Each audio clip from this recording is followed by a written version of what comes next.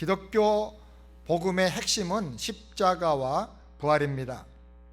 십자가는 우리의 모든 죄를 하나님의 아들이신 예수님이 대신 담당하고 죄값으로 당할 저주와 형벌과 질병과 모든 죽음과 심판을 대신 치르신 사건입니다. 그리고 부활은 죄의 값을 다 치르고 죄 사함을 주신 후에 이제는 더 이상 죄인이 아니라 의인으로 살도록 하기 위해서 하나님의 의를 우리에게 덧입혀 주시고 죽어도 사는 영원한 생명을 우리에게 주시기 위해서 예수님께서 사망 권세를 깨트린 구원의 사건입니다. 초대교회는 이 십자가와 부활을 핵심으로 해서 복음을 전파하고 오늘날 세상을 변화시켰습니다. 11절 말씀 우리 다 같이 함께 보겠습니다. 그러므로 내나 저희나 이같이 전파하매 너희도 이같이 믿었느니라. 모든 전도자와 모든 설교자는 이같이 십자가와 부활의 복음을 전파해야 하고 또 모든 그리스도인은 이같이 십자가와 부활의 복음을 믿어야 하는 것입니다. 바울은 예수의 부활을 믿지 못했습니다. 예수의 부활과 십자가의 죄사함을 전하는 기독교 복음을 믿지 못하고 이런 기독교 거짓말장이다, 이건 사기다, 이단이다, 그래서 기독교를 핍박하기로 작정을 했습니다. 그는 예루살렘에 있는 기독교인들만이 아니고 유대 땅에 있는 기독교인들만 아니고 저 먼 나라 다메스커스까지 가가지고 거기 있는 신자들을 다 잡아다 옥에 가두고 죽이기로 작정을 하고 살기 등등하게 분노해서 다메섹으로 가고 있었습니다. 그러다가 다메섹으로 가는 그 길 도상에서 죽은 줄 알았던 예수, 십자가에서 처형되고 끝난 줄 알았던 예수님이 부활한 모습으로 그에게 나타났습니다. 예수는 십자가에서 죽고 끝난 주인이 아니고 그가 말한 대로, 구약이 예언한 대로 우리 죄사함을 다 십자가에서 담당하고 해결해 주신 구세주구나. 그리고 그분은 살아계신 분이구나, 살아계셨구나, 말한 대로 부활하셨구나, 그리고 그분이 바로 하나님이구나 라는 이 엄청난 사실을 거기서 깨닫고 체험을 하게 됩니다.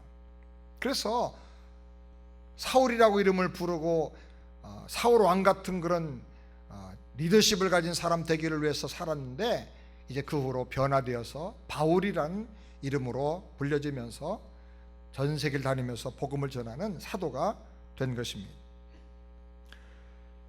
예수님의 부활이 없다면 기독교의 복음은 도덕적인 차원에서 끝나고 말 것입니다. 만약에 부활이 없다면 십자가도 구원의 실패로 끝나고 말 것입니다. 그러나 예수님께서 사망 권세를 깨트리고 3일 만에 부활하셨기 때문에 이 세상에 죄악의 권세가 깨지게 되었고 사망의 권세가 깨지게 되었고 온 인류에게, 믿는 자에게 죽어도 사는, 영원히 죽지 않는 영생의 소망이 생겨나게 된 것입니다. 우리는 바울이 체험한 예수님의 부활의 이 복음을 확실하게 깨닫고 믿어야 하겠습니다. 그리고 그것을 날마다 체험하면서 그 복음 신앙으로 변화되고 승리하는 삶을 살아야 하겠습니다. 우리 부활을 중심으로 세상을 보면 세상에는 두 종류의 사람이 있습니다. 12절 말씀을 다 같이 함께 보겠습니다. 그리스도께서 죽은 자 가운데서 다시 살아나셨다 전파되었거늘 너희 중에서 어떤 이들은 어찌하여 죽은 자 가운데서 부활이 없다 하느냐. 부활이 없다고 생각하는 사람들이 있습니다. 그런데 그 부활을 역사적인 사실로 믿고 나를 구원하는 하나님의 구원의 사건으로 믿고 그 부활을 확신하면서 그 부활의 복음을 전하며 사는 사람이 있습니다. 자, 만약에 부활이 없다고 하면 어떤 일이 일어날까요? 먼저는 모든 인간의 노력과 희망은 죽음 앞에서 헛수고가 되고 말 것입니다. 전도서 2장 11절을 다 같이 읽겠습니다. 그 후에 본즉 내 손으로 한 모든 일과 수고한 모든 수고가 다 헛되어 바람을 잡으려는 것이며 해 아래서 무익한 것이로다. 많은 사람들이 열심히 일해서 돈을 벌고 모읍니다. 또 열심히 공부해서 지식을 터득합니다. 그런데 만약에 부활이 없고 죽음이 인생의 끝이라고 한다고 하면 열심히 일해서 번 돈과 열심히 배워서 터득한 지식과 지혜가 무슨 의미가 있느냐는 것입니다. 많은 분들을 제가 목회하다 만나는데 돈 벌고 살만 하면 아프기 시작하더라고요. 번 돈 다 병원 갖다 주고 마지막에 돌아가셔요. 열심히 공부해가지고 아하 이렇구나 라고 깨달을만 하면 사람이 일할 수 없는 노년기에 들어가요. 그리고는 얼마 후에 세상을 떠납니다. 흔히 하는 말로 사람이 철 들자마자 죽는다 그래요. 인생이 뭔가, 가정이 뭔가 조금 알듯하면 죽는 거예요. 솔로몬은 전무후무한 지혜를 가지고 전무후무한 영광과 부귀와 권세를 다 누렸는데 그 지혜 가지고 자기가 다 해볼 거 하고 누릴 거 다 누리면서 보니까 죽음 이후에 부활이 없다고 하면 이 해 아래서 사는 모든 사람의 수고와 지식과 학문과 지혜가 바람을 잡는 것 같이 헛되다. 그 무슨 유익이 있겠느냐 이렇게 고백을 했어요. 다 헛수고라. 일장의 춘몽이다. 그 다음에 두 번째로 부활이 없다면 죽으면 그만이니까 먹고 마시자 하는 방탕 문화가 판을 치게 될 것입니다.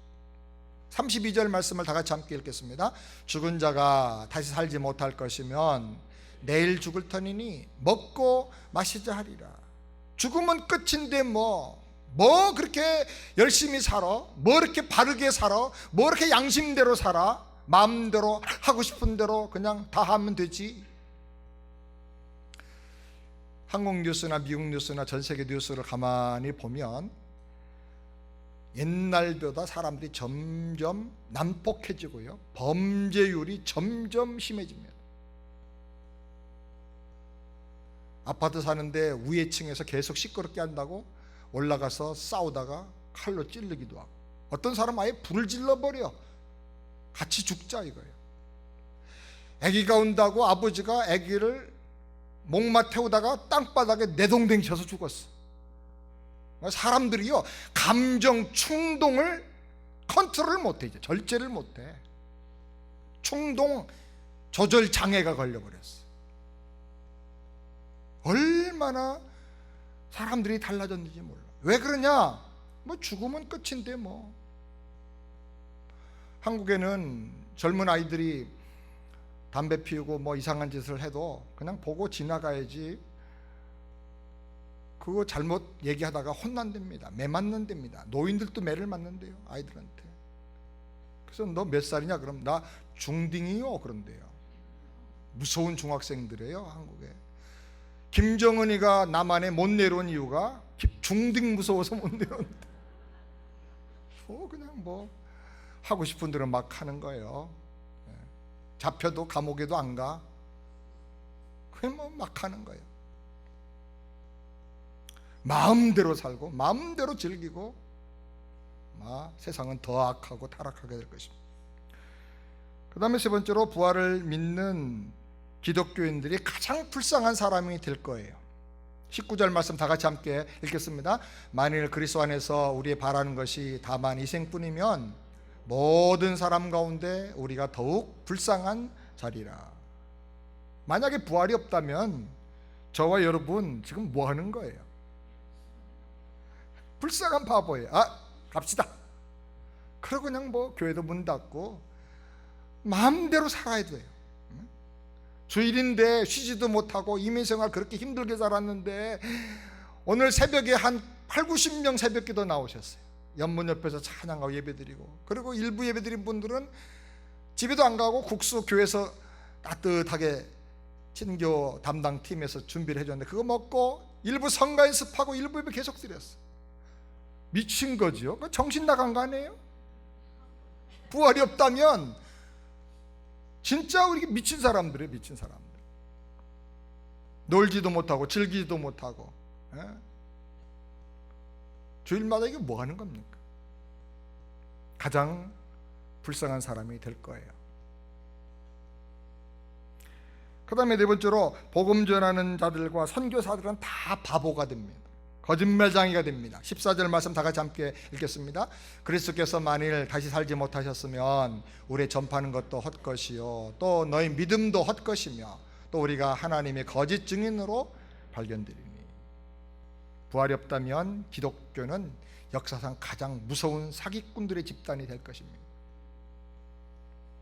만약에 부활이 없다면 선교지에서, 그 중동 지역에서, 공산 그 정권 아래에서, 지금도 북한에서는 수많은 사람들이 지하교회에서 또는 포로 수용소에서, 강제 노동 수용소에서 고생을 하며 죽어가고 있는데요, 그 이유가 뭐냐면 부활의 복음 때문에 그래요. 우린 죽어도 삽니다. 그래서 목숨을 걸고 복음을 전하고 성경 가지고 들어가다가 발각되고 그런 일을 당하고 있습니다. 그 사람들 다 바보예요. 그렇기 때문에 저도 부활이 없다면 오늘 축도까지 갈 필요 없습니다. 그냥 끝내고 교회 문 닫고 여기를 그냥 다 천정 뜯어가지고 뭘 만들든지 그래야 될 거예요. 아마. 저는 확실히 믿습니다. 예수님께서 부활하셨고 그 부활의 능력이 우리와 지금도 함께하고 있고 장차 우리도 영광스럽게 부활로 승리할 것을 믿습니다. 그러면 두 번째로, 부활을 믿는다면 무엇이 달라지는가? 먼저는 죽음의 권세도 이기고 담대하게 소망을 가진 삶을 살 수가 있습니다. 55절부터 56절을 다 같이 읽겠습니다. 사망에 쏘는 것은 죄요 죄의 권능은 율법이라 우리 주 예수 그리스도로 말미암아 우리에게 이김을 주시는 하나님께 감사하노니. 온 인류를 꼼짝 못하게 사로잡고 있는 것이 사망, 죽음의 세력이에요. 이거는 뭐 영웅이든 학자든 어떤 지도자든 다 꼼짝 못하고 그 죽음의 노예가 되어 있습니다. 근데 그 죽음의 세력의 핵심이 뭐냐? 죽음의 세력이 쏘는 독이 뭐냐? 사람들 죽인 독이 뭐냐면 죄라. 죄. 그런데 이 죄와 사망의 그 모든 권세를 예수님께서 부활하심으로 다 무너뜨려 버렸어요. 다 깨뜨려 버렸어요. 사망의 권세를 이기고 부활하셨습니다. 죄의 권세를 이기고 십자가에서 그 값을 다 치르시고 우리 구원을 완성하셨습니다. 아멘입니까? 그래서 이 부활의 믿음을 가진 사람은요, 죽음도 두려워하지 않아요. 뭐 어차피 죽을 건데 주님 위해서 살다가 죽으면 영광이지 뭐. 초대교 당시에 터툴리안이라고 하는 유명한 설교자가 있었습니다. 그분의 별명은 황금의 입이에요. 얼마나 귀한 말씀을 잘 전하는지. 로마 정부에서 기독교를 핍박하는데 요 지도자 요 몇 사람을 잡아야 되겠다. 그래서 터툴리안을 잡아서 감옥에 가뒀습니다. 그때는 맨날 찬송하고 노래 부르는 거예요. 그래서 너는 감옥에 갇혀서 뭐 이렇게 좋아하냐 그랬더니, 내가 드디어 예수님을 위해서 고난당하고 핍박받게 됐으니 내가 누릴 영광과 축복이 말할 수가 없다는 거야. 너희들 너무 고맙다는 거야. 나 천국 가서 상 받게 해주니까 너무 고맙다는 거야. 그래가지고 정권 맡은 사람들이 고민하고 의논을 했습니다. 저놈이 저렇게 얘기하는데 우리가 어떻게 하느냐? 저놈이 원하는 대로 해줄 수 없지 않느냐? 그래서 내린 결론이 죽이자 그랬습니다. 그래서 이제 우리가 죽이기로 결정했다 그랬더니 막 춤을 추는 거예요. 그래 왜 그러냐 그랬더니 주님을 위해서 순교하면 이거는 최고의 영광인데 내가 꿈에도 사모하고 기도하던 그건데 고맙다고. 그래서 할 수 없이 풀어줬답니다.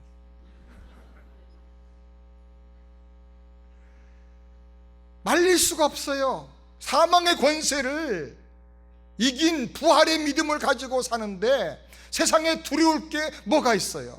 안 되는 게 뭐가 있어요? 낙심할 일이 뭐가 있어요?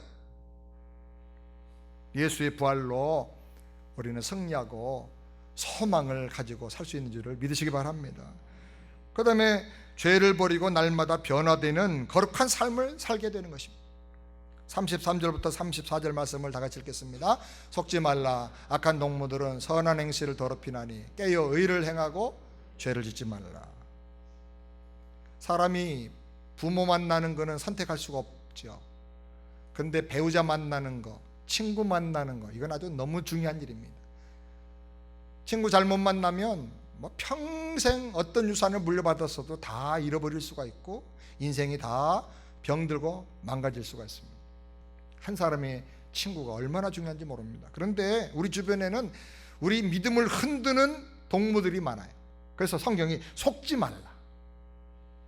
세상처럼 좀 즐겨봐라. 그렇게 너무 예수 믿어도 그냥 너무 깊이 들어가지 말고 그냥 지옥 가지 않을 정도면 되잖아. 하나님 공평하신 뒤에 천국에 가서 1층, 2층, 3층 또 차별하는 거 아니잖아. 그러니까 그냥 천국 갈 정도만 하고 좀 즐겨. 우리 신앙을 흔들어대는 사람들이 많이 있어요. 속지 말라. 악한 동무들은 선한 행실을 더럽히나니 깨어 의를 행하고 죄를 짓지 말라. 우리가 죄를 이기고 거룩하게 사는 그 동기와 힘이 어디 있습니까? 부활하여 살아계신 주님이 내 안에 오셔서 나를 의롭다 해주시고 하나님의 의를 내게 주시고 그 생명을 내게 주셨어요. 아멘입니까? 그 예수의 생명으로 사니까 죄와 타협할 수 없는 거예요. 처음에는 내가 죄 때문에 고민하고 넘어질 때도 있지만 점점 예수님의 생명을 의지하고 사는 법을, 성령을 따라 사는 법을 배우면 점점 이 죄를 이겨나가고 죄를 끝장내고 죄의 습관을 끊어버리고 점점 거룩한 삶을 살게 되는 것입니다. 그 다음에 하나님의 나라를 위해서 헌신하고 희생하는 것이 가장 가치 있는 일이 되는 것입니다. 58절 말씀을 다 같이 함께 읽겠습니다. 그러므로 내 사랑 형제들아 견고하며 흔들리지 말며 항상 주의 일에 더욱 힘쓰는 자들들아 이는 너희 수고가 주 안에서 헛되지 않은 줄을 알미니라. 아멘입니까? 주님의 부활이 있기 때문에 주님을 위해서 몸을 바치고 시간을 바치고 정성을 바치고 물질을 바치고 어떤 사람은 자기의 청춘을 다 바치고 선교지에 가서 평생을 살아요. 근데 그것이 절대로 헛되지 않다. 성경에 보면 우리가 다 부활하는데 예수 믿는 사람은 다 생명의 부활로 나오게 되는데 똑같이 부활하는 게 아니에요. 고린도전서 15장을 보면 부활에 대해서 쭉 설명하는데 별의 영광이 서로 다르다. 북두 칠성도 있고 북극성도 있고 샛별도 있고 여러 별이 있어. 그 별의 빛이 크기가 영광이 다른 것처럼 부활하는 성도들의 영광도 다르다는 거예요. 별과 달의 영광이 다르고 달과 해의 영광이 달라요. 사랑하는 여러분, 주님을 위해서 헌신하고 몸 바치고 시간 바치고 물질을 바쳐서 충성한 사람들 주님께서 최고의 영광으로 축복해 줄 것을 믿으시기 바랍니다. 저는 종종 앉아서 생각을 해봐요. 앞으로 나의 영원한 미래가 어떻게 될 것인가. 너무너무 기대가 돼요. 놀라운 영광이 성경에 약속되어 있거든요. 예수님 때문에 정말 내 인간의 본성이라면 참을 수 없는 사람들이 있었는데 다 참았어요. 용서 안 되는 사람도 있었는데 주님이 내 안에서 그를 축복해 주라고 그러고 용서해 주라고 그러고 오히려 더 사랑해 주라고 그러니까 그렇게 사랑했어요. 근데 그거 쉬운 일은 아니에요. 편하게 살고 싶은데 주님을 위해서 좀 더 헌신하고 어떤 때는 이러다가 내가 또 쓰러지는 거 아닌가 싶을 정도까지 목회를 해봤어요. 맨날 그런 건 아니지만. 그런데 주님께서 그거 다 그냥 헛된 것이 아니라고 말씀을 하세요. 주님같이 십자가 지고 죽지는 못했지만 주님의 뒤를 따라가려고 나름대로 늘 기도하고 마음에 애를 쓰는데 앞으로 주님께서 어떤 영광을 주실까? 다 얻었담도 아니고 다 잡았담도 아니고 푯대를 향해서 계속 바울같이 달려가길 원합니다. 어떻게 될까? 기대가 됩니다. 여러분의 인생도 기대가 되길 바랍니다. 놀라운 하나님의 은혜가 있어요. 그러므로 여러분 견고하게 서십시오. 흔들리지 마십시오. 항상 주님의 일에 더욱 힘쓰는 자들이 되시기를 바랍니다. 그러면 우리가 부활의 능력으로 산다고 하면 실제적으로 그 부활의 능력으로 일어나는 변화와 내용이 뭔가? 크게 두 가지인데 하나는 영적인 부활입니다. 영적인 부활의 내용은 중생입니다. 신자는 믿음으로 그리스도의 부활에 동참하여 구원을 받는데 그 구원의 내용이 뭐냐? 십자가로 인하여 나의 죄의 옛사람이 죽고 예수의 부활과 연합하여 새 생명으로 하나님의 사람으로 다시 사는 거예요. 구원 역사 속에서 일어난 중요한 사건은 십자가와 부활이에요. 근데 이것이 내 경험 속에서 내 믿음 속에서 일어나는 거듭남의 사건으로 오는데 내가 경험하는 것은 회개예요. 그렇습니다. 제가 죄인입니다. 예수 십자가에서 내 모든 죄가 다 처리된 걸 제가 믿습니다. 회개하는 거예요. 그리고 예수님을 나의 주님으로 내 생명의 주님으로 영접하는 거예요. 내가 경험하는 것은 회개와 믿음을 경험해요. 그 회개와 믿음 속에 십자가와 부활이 그 복음이 들어있는 거예요. 옛사람이 십자가에서 다 처리가 되고 예수님 부활로 말미암아 내 안에 새로운 생명이 들어왔다는 사실을 체험하고 예수님을 영접하는 그것을 우리가 거듭남이라, 그 사람 거듭났다, 중생했다 그렇게 말하는 것입니다. 내가 거듭난 것, 옛사람 죽고 새 생명으로 살아나는 것, 이것이 영적인 부활의 첫 번째 적용인 것입니다. 그 다음에 두 번째는 영생을 누리고 사는 것입니다. 예수님은 사망의 세력을 이기고 부활하셨습니다. 그 부활하신 주님이 내가 예수님을 영접할 때 내 안에 들어오십니다. 영원한 생명을 주시고 죄를 이기고 세상의 모든 어려움을 다 이기고 승리하는 생명이 되셔서 나로 하여금 풍성한 삶을 살게 해주시는 것입니다. 예수님의 그 영원한 생명으로, 그 부활의 능력으로 생명을 얻고 더 풍성히 얻는 삶, 이것이 내가 영적으로 경험하는 부활의 내용인 것입니다. 그리고 인격적인 변화가 내 안에 일어납니다. 죄를 이기게 됩니다. 악한 것을 끊어버리게 됩니다.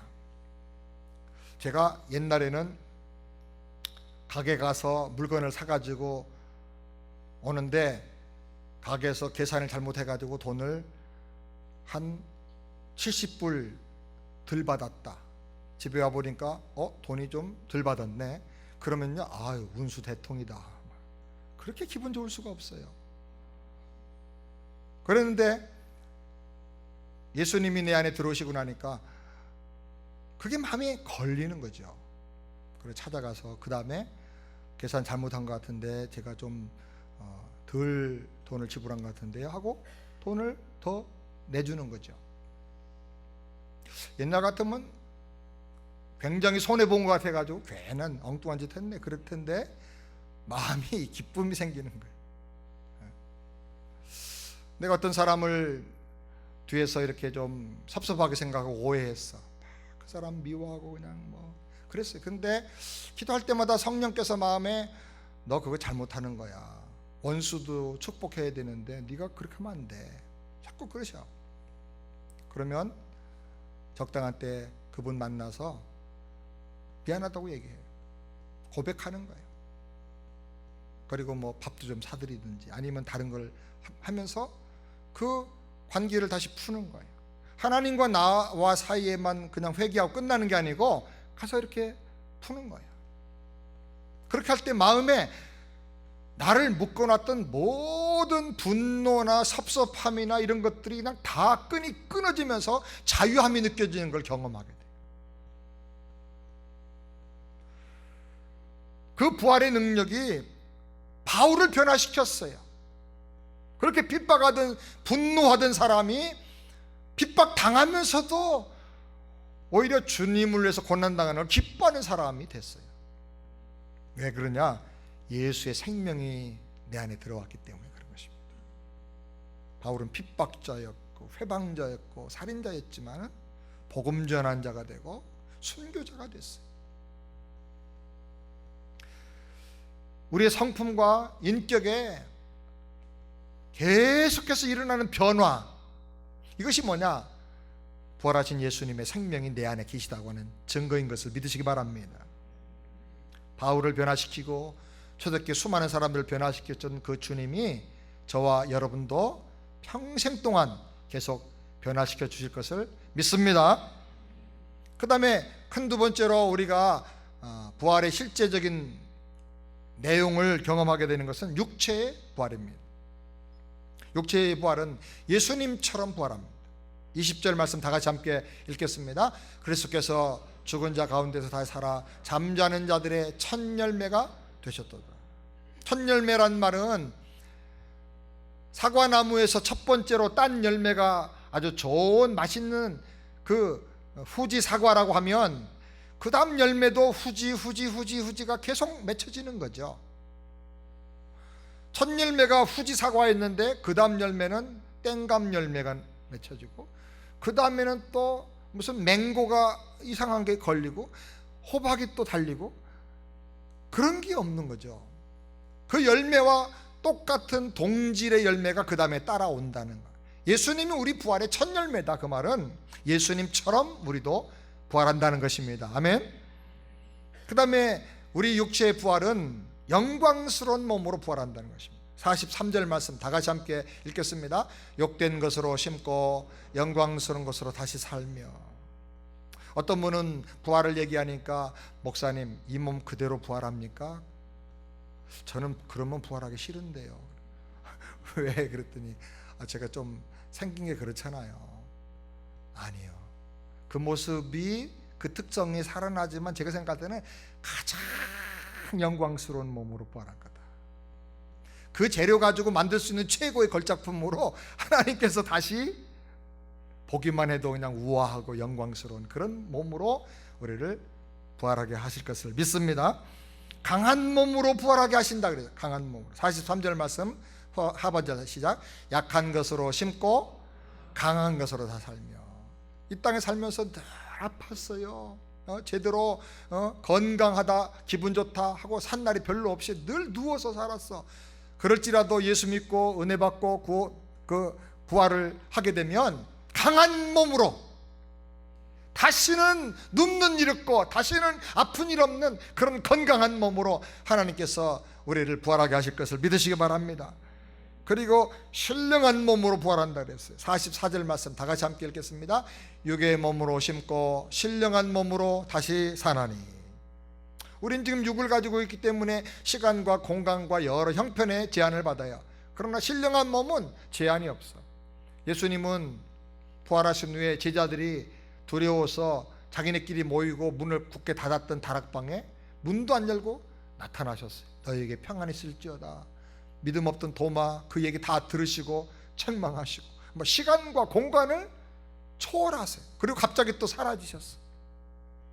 생각하는 대로 존재가 가고 변화되는 정말 말할 수 없는 물리학의 세계가 아닌 아주 엄청난 신비한 영적인 존재로 우리가 부활한다는 것입니다. 여러분, 상상이 안 되죠? 성경을 보면서 묵상을 해보면요, 얼마나 아주 기가 막힌지 모르겠어요. 그 다음에 썩지 않는 몸으로 부활한다 그래서 52절 말씀 다 같이 함께 읽겠습니다. 나팔 소리가 나매 죽은 자들이 썩지 아니할 것으로 다시 살고 우리도 변하리라. 썩지 않는 몸으로 다시 산다는 거예요. 그리고 변화된 몸으로 부활합니다. 예수님께서 부활하셔서 엠마로 내려가던 두 제자에게 나타나셨습니다. 그들과 함께 동행하면서 질문도 하시고 또 대답도 하시고 같이 말씀을 하셨는데 제자들이 예수님인 줄을 몰랐어요. 한동안 예수님께서 부활하셨을 때 맨 먼저 그 무덤에 갔던 막달라 마리아와 여인들이 예수님을 몰라봤어요. 무덤이 비어있는 것만 보고 예수님이 곁에 서 계시는데도 그분이 예수님인 줄을 몰랐어요.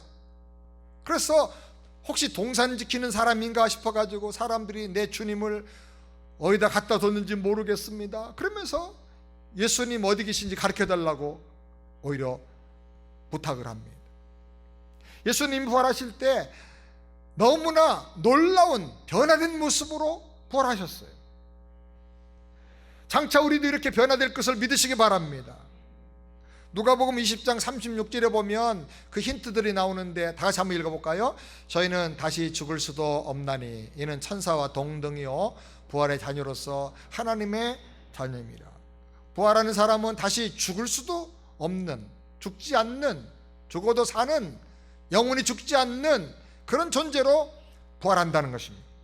그리고 그는 천사와 동등하다, 천사 같은 그런 특이하고 신령한 존재로 물질의 제한을 받지 않고 시간의 제한을 받지 않는 아주 특별한 그런 존재로 부활한다는 것입니다. 예수님께서 변화산에서 그 몸이 변화되셨는데 그 예수님의 변화산의 그 모습, 또 예수님이 부활하신 후에 성경에 기록된 여러 가지 특이한 모습들과 행적들, 이런 것들이 장차 우리가 부활할 때 몸으로 경험하게 될 그런 내용들인 것입니다. 생각해 볼 때 얼마나 놀라운 영광인지 우리 미래가 정말 기대가 되는 것입니다. 사랑하는 여러분, 부활주를 맞이해서 다시 한번 예수님의 부활을 더 깊이 묵상하면서 부활의 능력과 그 생명력으로 장차 부활에 대한 소망으로 우리 마음이 다시 한번 충만하게 채워지기를 주의 이름으로 축원합니다. 예수님의 부활이 나의 부활인 것을 믿으시길 바랍니다. 그 부활의 능력으로 죄를 이기고 삶의 모든 시련과 고통과 절망을 다 이기고 승리하기를 우리 주님의 이름으로 축원합니다. 우리는 죽어도 사는 부활의 사람들입니다. 부활할 사람들이에요. 그때 하나님께서 우리에게 영광과 존귀의 관을 씌워주실 것입니다. 주님을 위해서 헌신하고 몸 바치고 시간 바치고 충성하고 원수를 만나도 참고 사랑하고 말씀대로 순종하려고 하는 거 절대로 헛된 일이 아닙니다. 사랑하는 여러분, 항상 흔들리지 말고 견고하게 서서 믿음으로 더욱 충성해서 주님 앞에 설 때 잘했다 칭찬받는 영광에 참여하는 우리 모두가 되기를 주의 이름으로 축원합니다.